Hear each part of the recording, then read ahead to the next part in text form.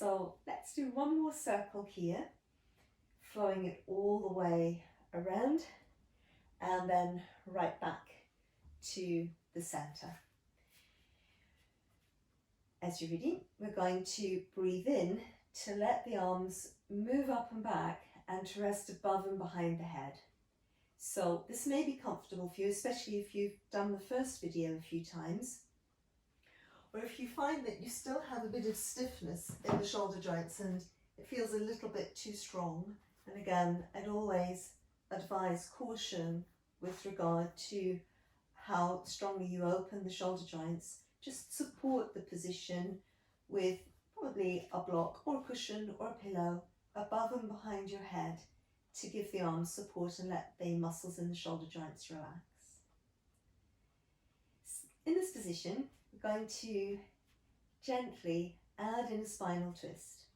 This is a long spiraling action through the spine and aiming to release the spine, let's say towards the left side, through the weight of the tailbone, into the weight of the sacrum, through the vertebrae in the waist, just gently across towards the right side. And the aim here is to keep the spine quite long, but although the spine is spiraled, back of head, back of shoulders, back of hips stay more or less level, aiming to avoid an arching position as I'm showing at present, but keeping the muscles around the rib cage, funneling the ribs in towards the spine, keeping the waist reasonably taut around the sides of the waist and the navel drawing to the spine, and the lower abdomen nice and strong as well. And in this kind of long stretch, should be that there's a good release as we've twisted towards the right side, through the left side of the body at present, through the left flank, into the outside of the hip, into the outside of the left thigh. See if you can relax the legs into that position. With the exhalation, seeing if it's possible to have a sense of space and weight moving down through the spine from the crown of the head all the way through to the tailbone. Just allowing the inhalations to dive in. Might be able to visualize the breath as it dives in and you feel the coolness of the breath on the back of the throat. The breath from there just moving down over the front of the spine in the mind's eye.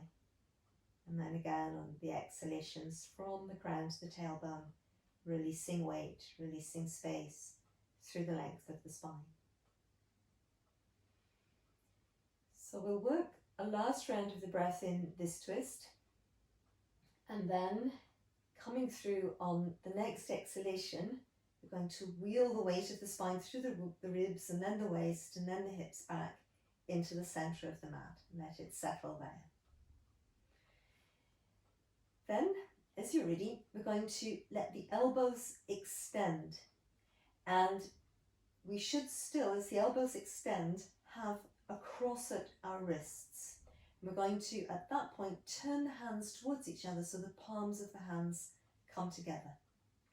And in the lower body, let's draw the soles of the feet together and just gently and softly let the weight of the legs release out towards the sides.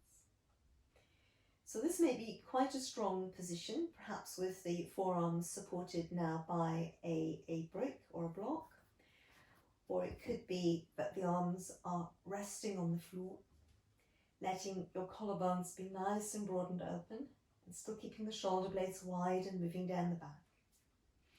Quite often in this position, the Supta Baddha Konasana, the supine bound angle pose, I like to press the soles of my feet together to tuck the tailbone under towards the heels so that I can get quite a nice release around the sacrum where the hips and the spine join. And then I'm going to, again, really funnel my ribs in towards my spine around the base of the rib cage and roll up, keeping the shoulder blades drawing down the back and just lengthening through my spine. So the idea here isn't so much to come up high, but to keep a sense of lengthening and stretching through the spine going. So breathing, and once again, as you're ready, on an exhalation, just rolling back down through the upper spine. Returning to the folded arm position, letting the legs come back into the center and bringing the arms back onto the waist. We're going to work that whole sequence through to the other side, And first of all, changing the fold on the forearm so that the other forearm is uppermost this time. Then, again, a nice free-flowing breath, sending the arms towards one side, up and back and behind the head, arms flowing to the other side, and then through to the waist. And as the arms come onto the waist, allowing the weight of the arms to really relax here, so the shoulders can absorb the effect of the mobilizing action of the circle. I think an inhalation is really helpful to the opening of space in the body as the arms are coming up and around and towards the head. And again, relaxing the arms onto the waist as they return. The back of the shoulders should stay in contact with the mat as the arms go to the side and up and back. The spine through the rib cage stays in contact with the mat. And then again, as the arms go to the other side, both shoulders stay in contact with the mat. And as I said on the first side, letting the range of movement be comfortable, such that you're able to keep hold of the elbows or the forearms at the same point throughout all of the action, and that you avoid as much as possible any pulling or dragging on the muscles and connections of the shoulder joints. After 4 circles, letting the arms rest again on the waist, we're going to breathe in to let the arms flow back and up towards the back of the head, above and behind the head. And as that happens, just again, keeping a check that the back of the waist and the spine through the ribcage stay in contact with the mat. And if you prefer, supporting the weight of the arms using a block. And then once again, we're coming into this long spiraling action through the spine, allowing the tailbone this time to release towards the left side, and the sacrum to come through towards the left side, and the spine through the waist as well, coming through towards the left side. Opposite shoulder, right shoulder should stay nice and anchored to the floor. Again, we might be able to feel lots of space coming into the body on the inhalations, coolness of the breath, moving through the throat, opening space from within the throat, and visualizing the breath then traveling down over the inside of the spine. And then again on the exhalations, as on the first side, allowing the spine to lengthen between the crown of the head and the tailbone. Feel length and a sense of weight releasing through the spine here. Just breathing, allowing the body to open gently, especially through that right flank.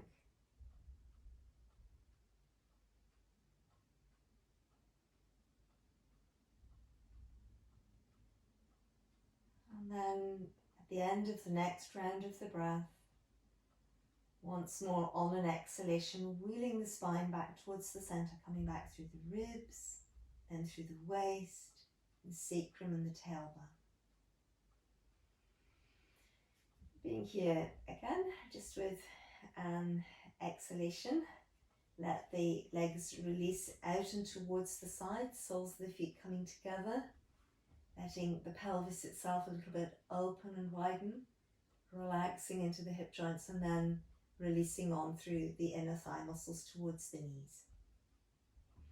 And in the upper body, letting go of the elbows and allowing the elbows to extend. And as that happens, keeping the wrists crossed and allowing the hands to turn towards each other so that the palms of the hands come in contact with each other. And then here again, as on the first side, letting the tailbone stretch downwards as if towards the heels, pressing the soles of the feet together, letting the navel pull to the spine. In the opposite direction, lengthen the spine towards the crown and into the fingertips. And if you really squeeze the muscles at the base of the ribcage, you should be able to a little bit curl the upper back away from the floor. The aim here is to keep lengthening the spine, to really open space through the spine rather than to come up high.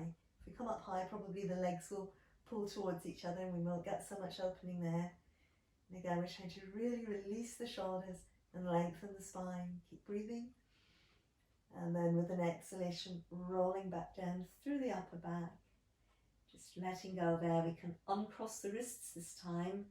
Feel for a moment the arms in parallel in this position with the knees still wide. And then once again, on an exhalation, let's relax the arms to the sides and bring the thighs parallel again, soles of the feet resting in contact with the mat. So 2 or 3 breaths here, just allowing the body to absorb the opening and the releasing that we've already been doing. And then gradually, as you feel ready, let's flow into another movement that will open more through the backs of the thighs and through the lower back. And on the exhalations, we're going to hug first one leg in and towards us. And with the inhalation, rolling the lower back into the mat again and bringing that foot through to the floor. And then with the next exhalation, swapping to the other leg, hugging that leg in and towards us, directing the knee as if towards the shoulder.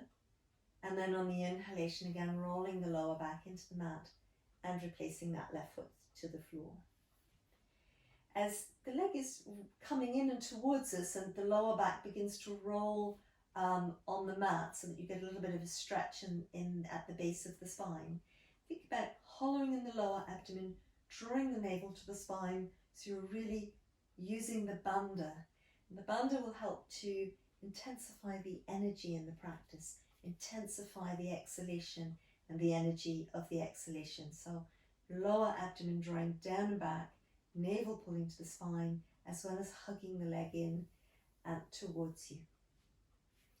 As you're reaching for the leg, the most effective way of keeping the body open is to engage the arms down into the shoulder joints to keep the upper back broad and wide, rather than to pull with the biceps too strongly on the leg. Let the arms anchor down and back into the shoulder joints. Keep your shoulder blades wide and releasing down the back so you feel lots of space through the neck and through the shoulders here. As you get more used to the movement, you can hug the leg in and down, let that action end, and squeeze again at the base of the rib cage, drawing the ribs together at the base of the breastbone to round the head and neck and shoulders up. So it's the exhalation to sink through the abdomen, to hug the leg in and down, keep the collarbones open, squeeze at the base of the rib cage, round up. Breathing in to roll the upper back down and to bring the leg back down. So exhalation, lower abdomen, leg, squeeze at the base of the ribs, round up. So there's lots of lengthening through the spine. Inhalation to release, exhalation, abdomen, leg, pressing down, squeeze and roll up. Breathe in to release. So Apanasana.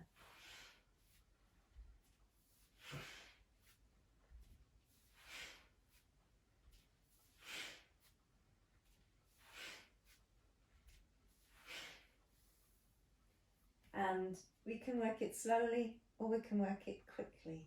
And it really depends on your energy. If you feel that you have pent up emotions that you'd like to release, old energy that you need to let go of, that fast practice that I moved into is really helpful for that. And otherwise, the slow practice is a little bit more calming, it's a little bit more gentle. Again, it really depends on how you feel, on your energy. We're going to come back to a supine twist, and in the first video we had a twist where we moved into the twist with the weight of the spine again leading us, as we've already done once in this video, and the legs were parallel, the arms were wide and the shoulders in contact with the mat.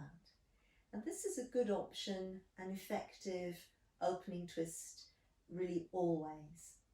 However, the twist that we're going to look at today in this video involves crossing one leg over the other.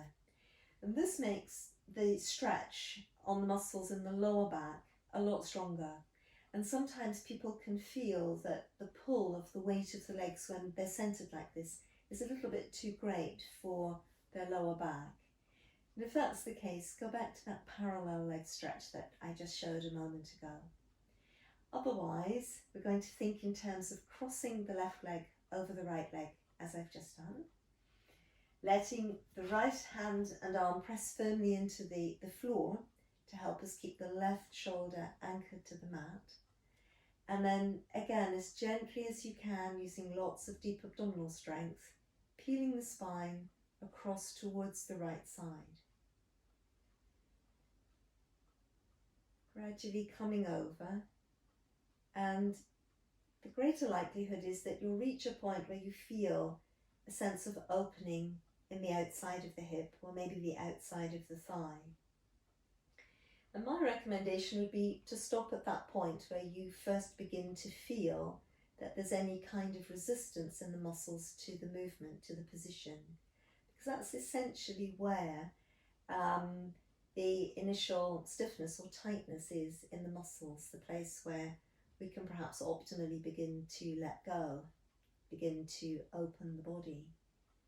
When we push on through into this twist, as I'm going to do at the moment, the greater chance is that the spine arches, and also we can push on through, but we actually bypass a lot of the strong release potential that we have in the earlier position. Because when we push on through, what we're working with is actually the mobility of the spine, as opposed to the flexibility of the muscles in the outer hip and outer thigh. So if our main aim here is to open these muscles that get quite tight, especially when we're sitting a lot, then it's better to stay in a softer twist and get a stronger sense of release in the muscles. As I said, sometimes people find the weight of the legs in these positions quite heavy. And so that's where a break or a block, or again a cushion, or 2 or 3 nice thick heavy books can be quite useful and helpful. And just pop them in underneath this lower calf or the lower legs, or depending on how far you've come into the twist, underneath the knees. So that first point of resistance that we arrive in will, after a few breaths, probably release and relax, and we might be ready to gently shift into the twist a little bit more to discover the next point at which we feel the resistance in the muscles start to trigger, and then holding there and breathing whilst we work through some of that tension. So that's where I am at present, a little bit deeper into the twist. Breathing, allowing the breath to be nice and wide, thinking in terms of breathing into the space beneath the shoulder joints. And with the exhalations, really allowing the navel to draw to the spine, and again, as much as possible, having a sense of the spine itself lengthening, the back of the spine especially relaxing, all the little spinal processes softening towards the tailbone. And then it could be that we have a little bit more space in our bodies now, and we're able to come just a little fraction more into the twist, letting the weight of the legs relax onto the brick and breathing away. Through the neck and shoulders, we might be looking straight up towards the ceiling, or we might be turning, looking in the opposite direction from the lower body. And I tend to find myself in these stronger cross-leg twists that I prefer to keep the head and neck centered. Just checking in with the structure of the head and neck, that it is released and relaxed here. So one last slow full round of the breath. And then again, as you're ready, using lots of deep abdominal strength on an exhalation, wheeling the spine right back again to the centered position. And let's relax here for a moment, allowing the lower back, allowing the hip joints to absorb the opening and releasing that we've just been doing. We're going to continue to work with the left side, releasing it away from the right thigh. And let's for a moment open the hamstrings in a gentle way before moving into a stronger, more sustained release for them. And that's going to involve initially, as we exhale, broadening the pelvis into the mat, broadening the waist, ribs and shoulders into the mat as we hug the leg in and towards us. And then with an inhalation each time, extending through the leg, opening the arms to the sides. So exhalation to fold the leg in and down, to relax through the back of the thigh, to soften and broaden through the entire of the back of the body. And then once again, as you're ready, to open the back of the leg from the sitting bone, through the back of the thigh towards the knee, towards the heel. And then again, on the exhalation, folding right back in and down. Let's breathe this through twice more.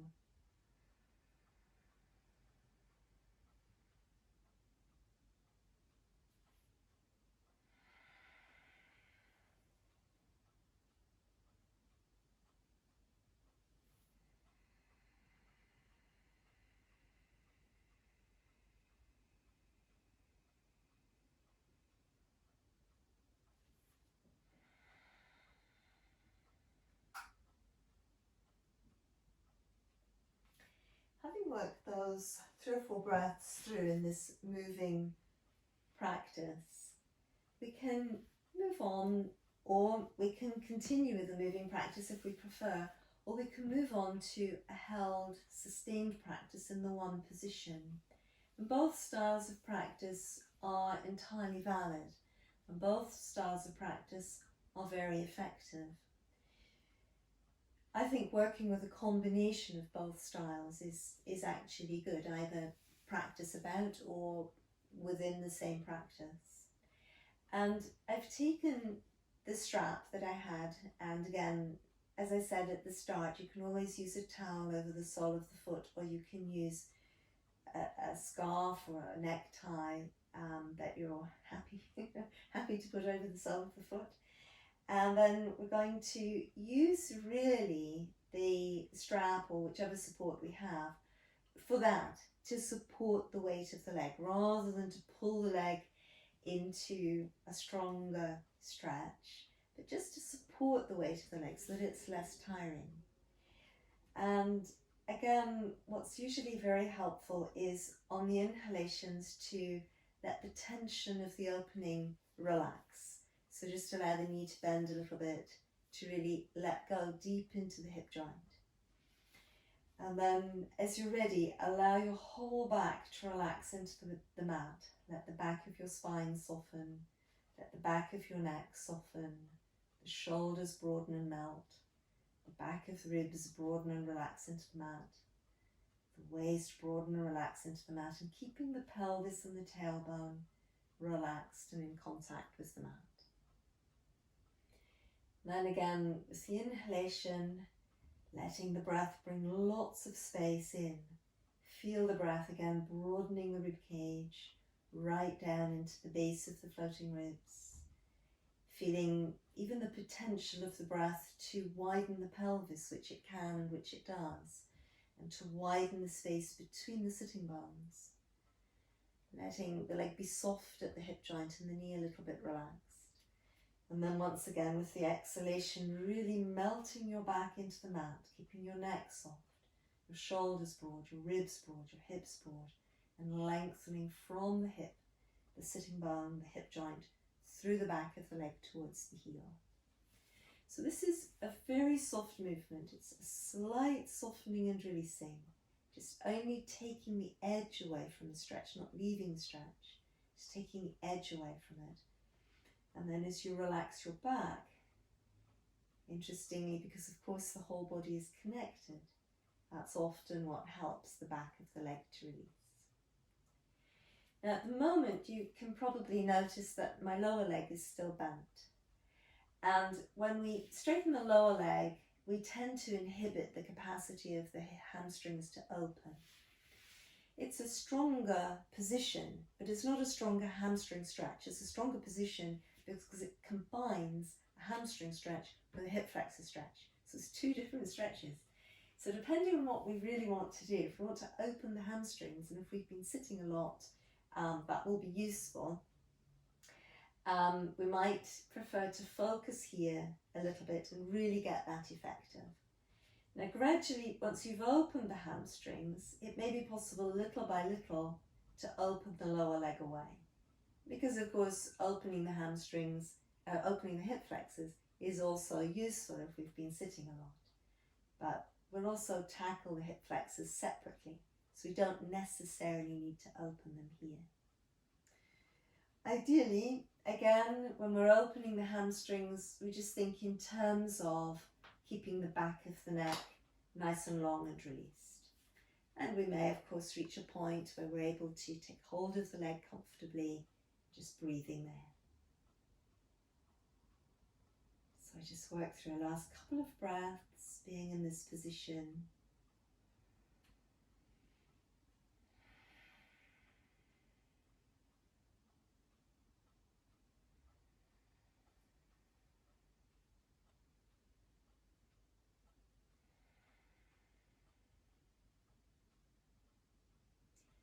And then once again, folding this leg in and just gently releasing and leaving that practice.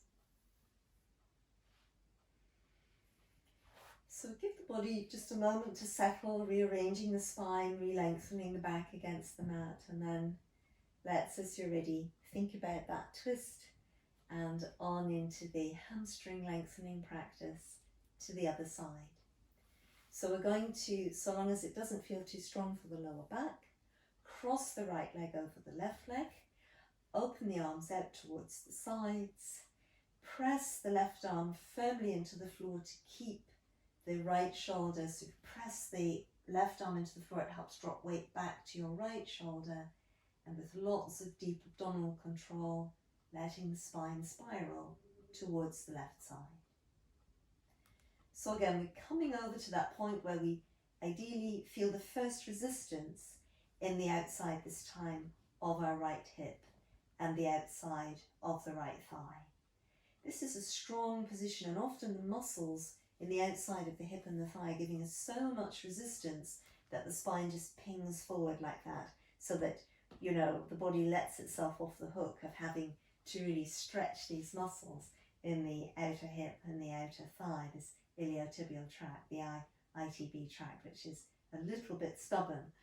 So again, just keep as much of a sense of awareness on the spine staying long, and your ribs funneling in towards your spine, your waist being long and strong at the sides, and the navel pulling in at the front to establish a nice, secure support for the spine. So breathing, that wide breath into the space beneath the shoulder joints, very useful again here.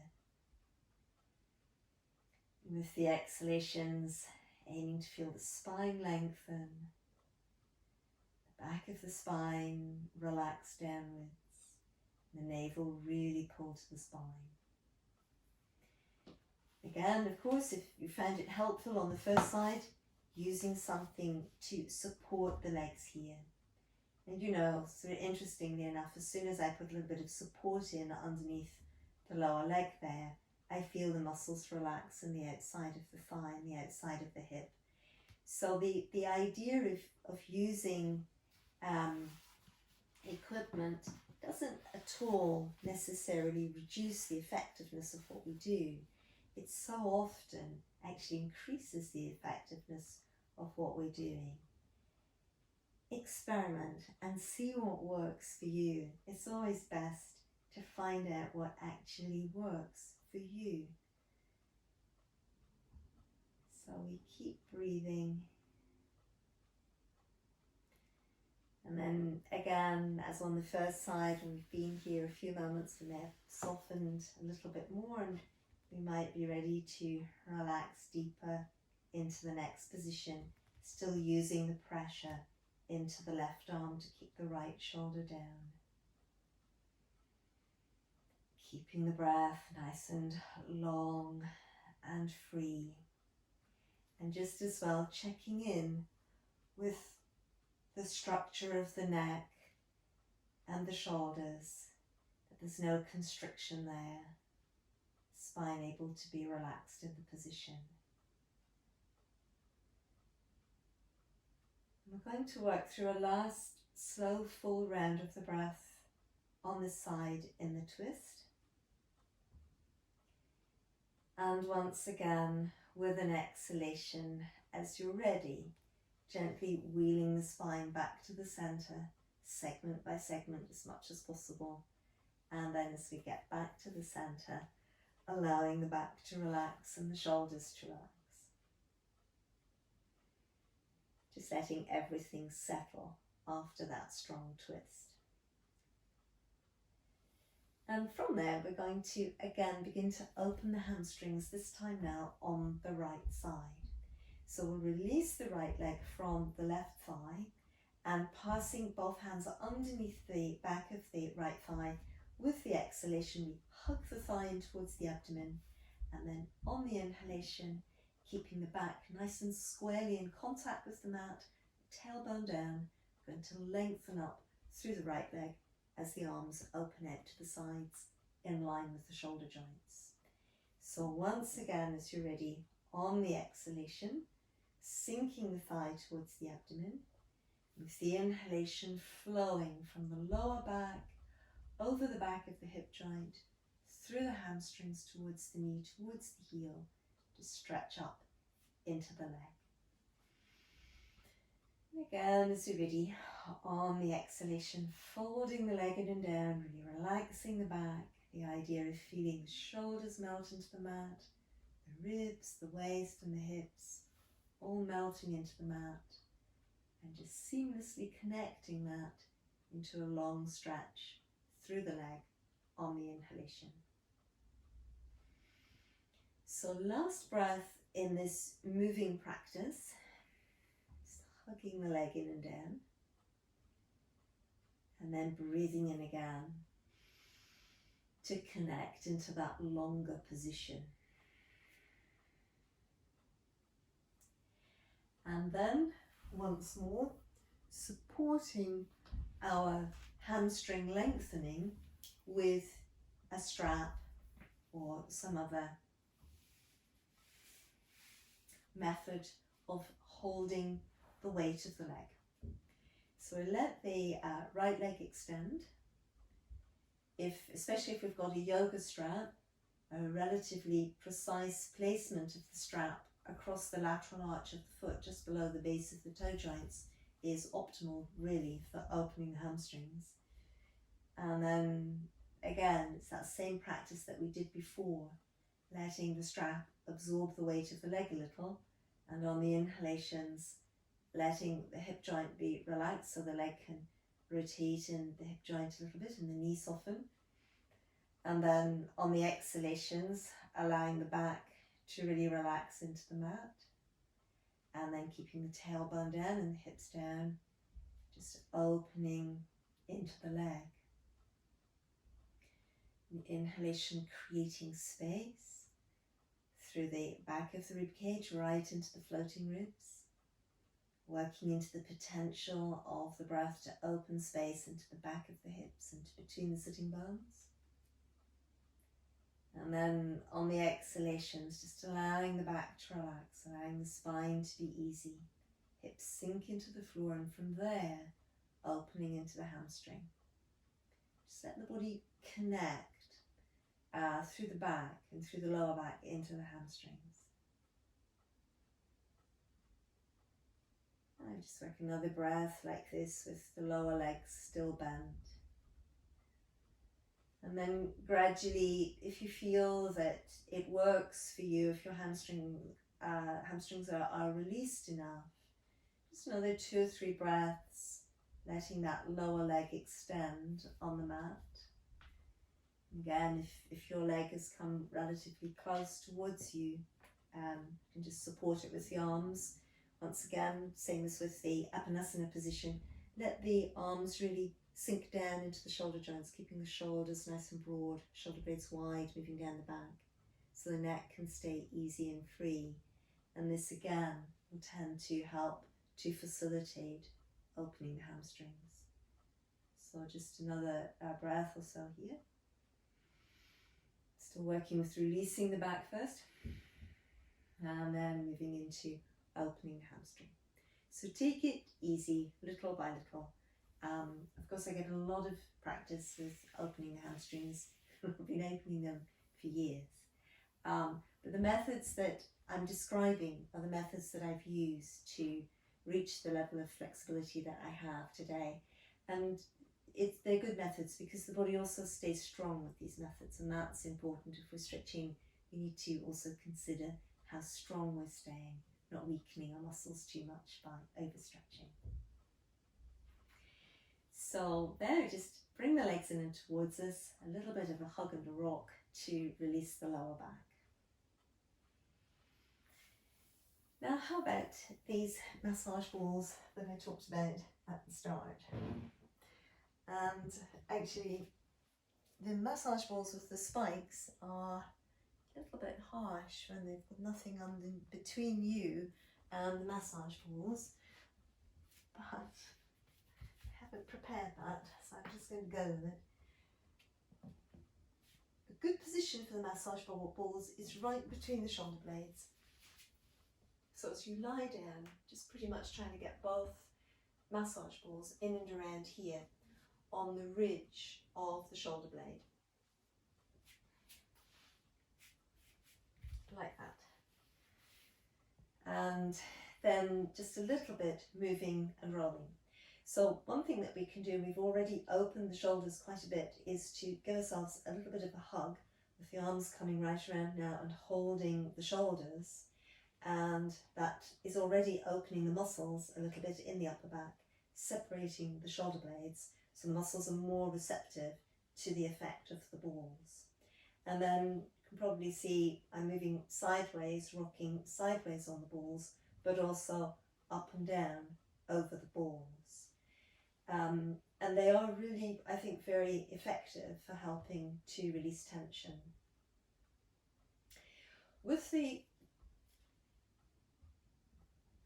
balls with the stickles, of course, that helps them to stay in place, apart from the fact that the stickles help with releasing tension from the muscles. If you've got these kind of balls, which I had for years, the massage balls never appealed to me for a long time. Then, you know, I went on a workshop where we used them and, you know, was converted. But for years I used just normal balls, and like I am at the moment, but because of the spherical nature of the ball, I think it's easier to work with a single ball at a time if you haven't got any stickles to hold the balls in place. And that's just what I'm doing at the moment. So this placing the balls between the shoulder blades, on the ridges of the shoulder blades, and there's also what's very useful, bringing the balls up a little bit higher, so that they're at the base of the neck, so pretty much just here where the base of the neck and the upper shoulder blade are. And we will tend to get quite a lot of tension in this area, especially looking at computer screen, etc. If we do a lot of reading, it could be the same thing. So rolling around. So just here as well. And then where you might feel a nodule of tension, just possibly holding there, pressing into it. You might feel a little tick almost as the muscles release, a little shudder or judder, as you really press into the center of the tension. And then when you feel you've had enough there, just moving on to another slightly different point, like there. And in many ways, the points that we can find for releasing tension in the upper back, neck and shoulders are almost endless, I find. I'll just spend a few moments on it. I'm going to swap to the other side now with this round ball, just letting a little bit of tension at the base of the neck release. Yep. So you might be able, if you look closely, to see how my shoulder is a little bit quivering, and that is where I'm just pressing into a certain tension point, and then the tension begins to release. It's quite effective. It really is quite effective. If you do it regularly, it will help to release some of the tension that's built up there long term. It's finding the time to do all this tension, tension releasing is usually the problem. So, good. So last 2 or 3 breaths on these practices. And then once again, as you're ready, let's just bring whichever type of balls you've got underneath you out and setting them aside again.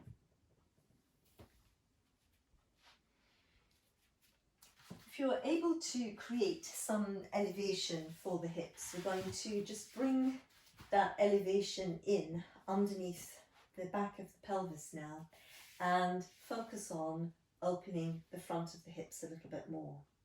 So again, cushions or pillows could help here, possibly books, but they might tend to slide around.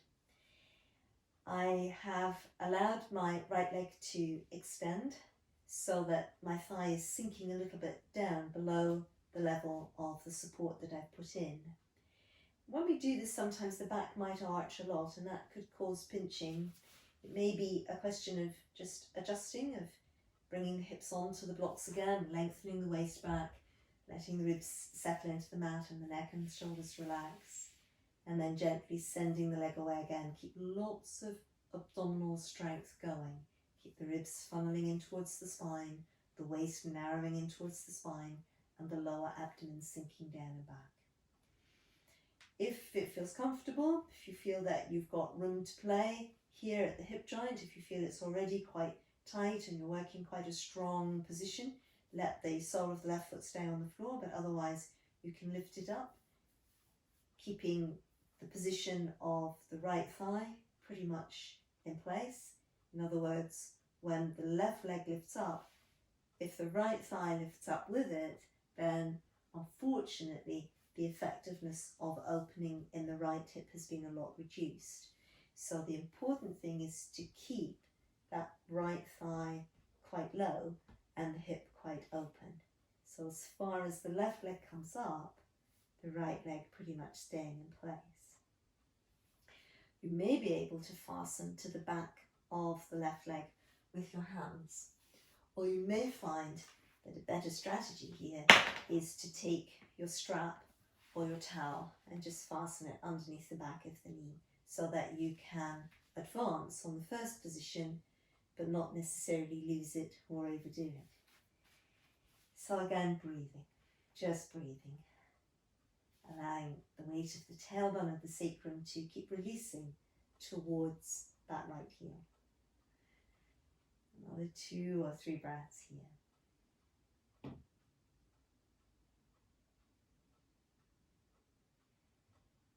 And then once again, as you're ready, we'll let the left leg lower to the mat and we'll allow the right knee to bend.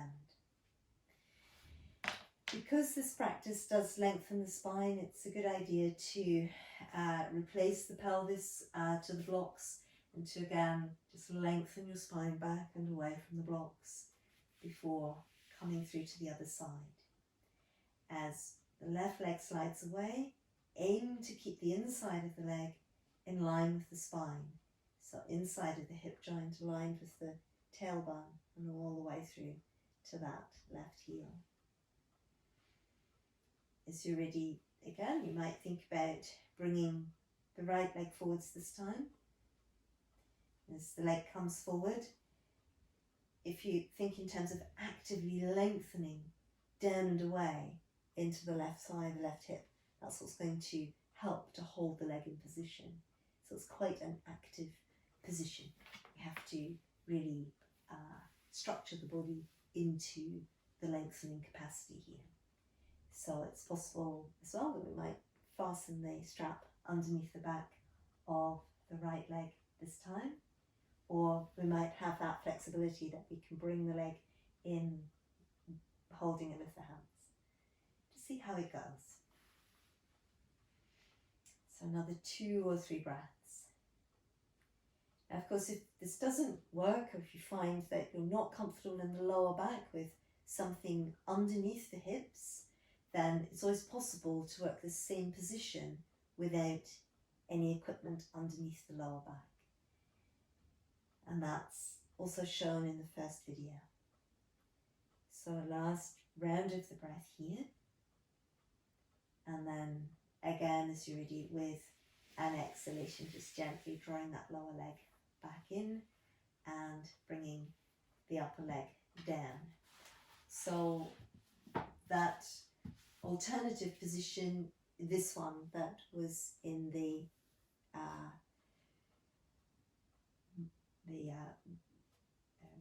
original stretch sequence. Good. So now then from here, we've been opening the back of the neck and we've been opening the front of the body, lengthening the spine, and it's time to think in terms of a back bend. Let's just roll the spine a little bit to begin with. And a good rolling practice for the spine, helping to really lengthen it, is with the exhalation to pick the spine up and away from the floor, rolling up into the Dvipadipita. And then as you're ready with an inhalation, let your arms flow back and behind you. And then on the exhalation, next exhalation, rolling back down through the spine, all the way through to the tailbone. Breathing in, stretching into the arms, feeling your spine nice and free. And with the exhalation, bring the arms back to the sides. With this rolling through the spine, again, see if you can come back to the strength in the lower abdomen. The strength directly above the pubic bone and the navel pulling to the spine. And if possible, aim to lift the weight of each vertebra away from the mat. Roll and lift the weight of your spine away from the mat, more than push the hips up and drag the spine with them. So it's that exhalation to flow the spine up, and inhalation, keeping the navel pulling to the spine to flow the arms up and back. And then once again, an exhalation to roll right down through the spine, all the way to the mat, and breathing in again, lengthening into the arms. Exhalation to bring the arms back to the sides. So we breathe in to prepare. With the exhalation, feel from the crown of the head to the tailbone that the spine can lengthen. Keep lots of strength going at the base of the abdomen, navel pulling to the spine, sides of the waist, and the back of the waist really working, getting the muscles to work underneath the spine, back of the waist, back of the ribs, to support the spine as it moves up. Inhalation as you're ready to flow the arms up and back. And an exhalation to roll right back down through the spine, breathing in here. Exhalation to bring the arms back to the sides. So you might think about having your bricks handy if you're using bricks for the next round. We're going to see if we can roll up and then sustain the back bend position. So once again, as we breathe out, the sense of lengthening towards the tailbone, powerful engagement at the base of the abdomen, Mula Bandha, navel pulling to the spine, Uddiyana Bandha. Roll the spine on up and away from the floor. Keep lengthening from the crown of the head towards the tailbone. Aiming to keep the whole of the sole of the foot down in contact with the mat. We breathe in, arms move up and back. And this time with the exhalation, instead of rolling the spine down, we're going to bring the arms back and towards the sides, interlacing the hands, bring them underneath the hips, creating a tripod. We keep aiming the tailbone through to the backs of the knees, holding the insteps of the feet in contact with the mat, keeping the thighs parallel, and breathing. Tailbone keeps moving under, but at the front of the body, the hips and the ribcage moving towards each other. Keep the breath in the chest, navel keeps pulling to the spine, and breathing there. Now it could be, if you feel comfortable, that you could at this point take your brick, if you have a brick, and pop it in underneath the sacrum, if you can find it. And then that keeps you in the elevated position, but with less effort.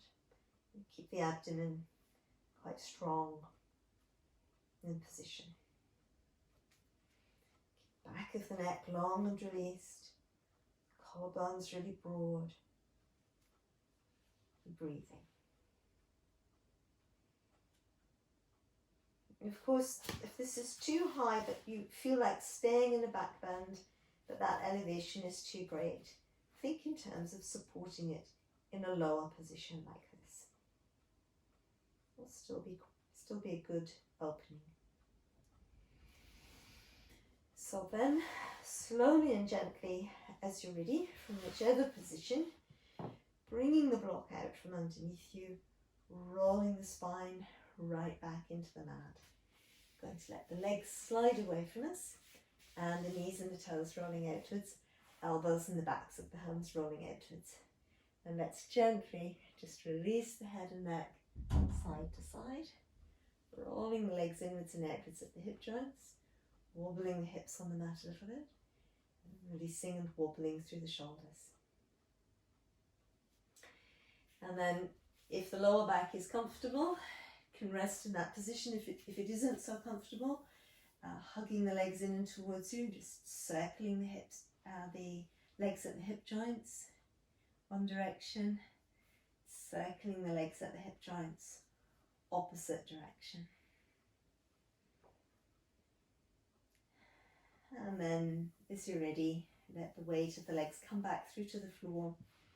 Let the arms roll outwards and the knees and the toes rolling outwards. Just spending a few moments to relax, to allow the body to really absorb the effects of the practices that we've been working. From the inside, allowing the body to relax. From inside, beneath the crown of the head, feeling that it's possible to relax. Just gently feeling that area of the body soften and let go. From the space between the ears, again from the inside, allowing the space between the ears to soften, to relax, to let go. From the inside, feeling the muscles through the throat, relaxing, softening. All the muscles through the neck and the throat, relaxing from the inside.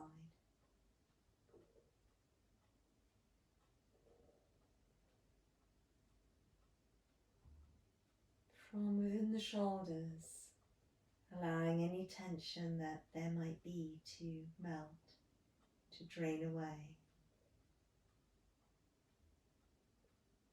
Relaxing and softening from the inside of the shoulders all the way down through the arms, into the wrists, into the hands, into the fingertips. From the inside, allowing the hands to be soft, to be relaxed.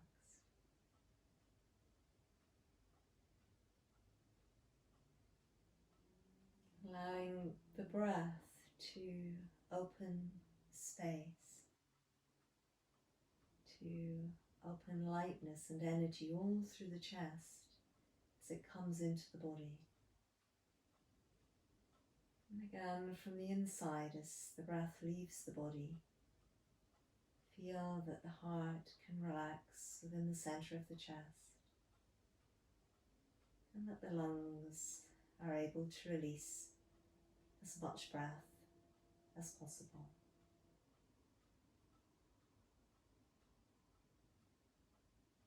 Allowing the breath to be received in a soft abdomen.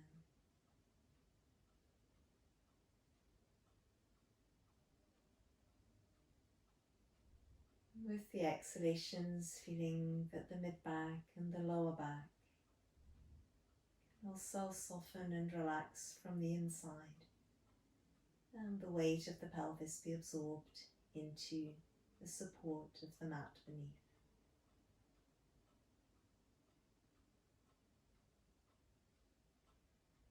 From the pelvis, allowing the legs to soften, allowing the legs to relax from the inside, all the way through the thighs, into the knees, through the shins and the calves, into the ankles, the feet, and right the way down into the toes.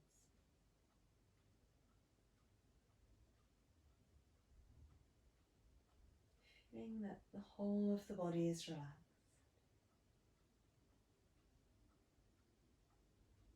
Feeling that with the inhalations, the whole of the body can receive the lightness and the energy of the breath. But with the exhalations from the inside, the whole of the body is able to let go of anything that it no longer needs. Of tension, of tiredness, of toxin, of anything that is past. And allowing the breath simply to be the vehicle that holds the body, holds the energy of the mind within the present.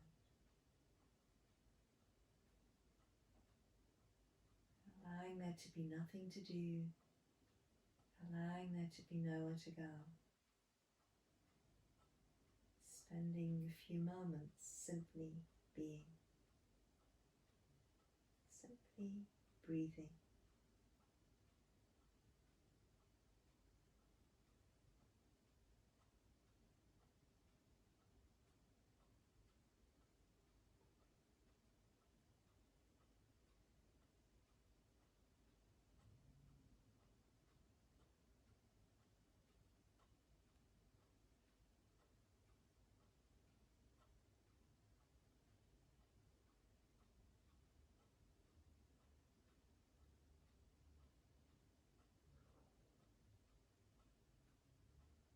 Following the breath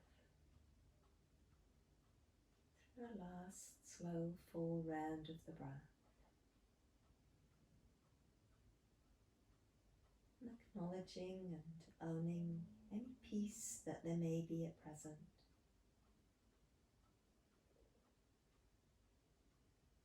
Any sense of oneness, any positive qualities or sensations that there may be.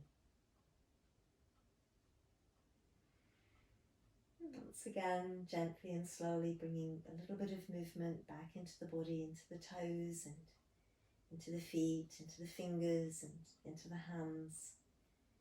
And gently and slowly allowing the head to move towards one side, to draw center again, to release towards the other side, to draw center again, a couple of times, releasing the head and neck in both directions.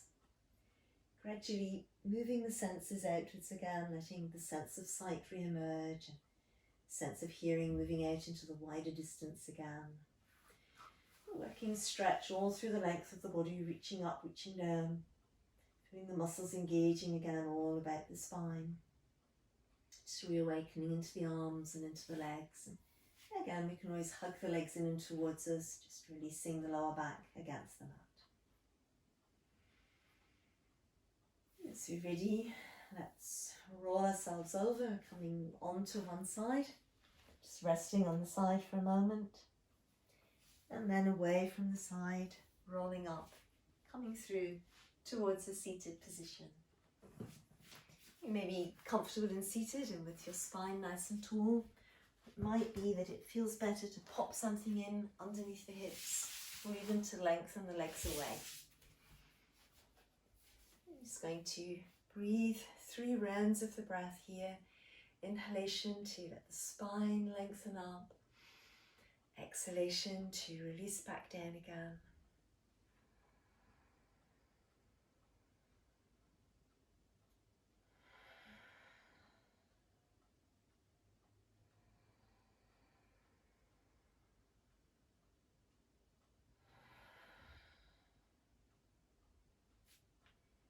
Om Shanti Namaste. Well done. Thank you for watching if you're still with me, and hope to see you again soon.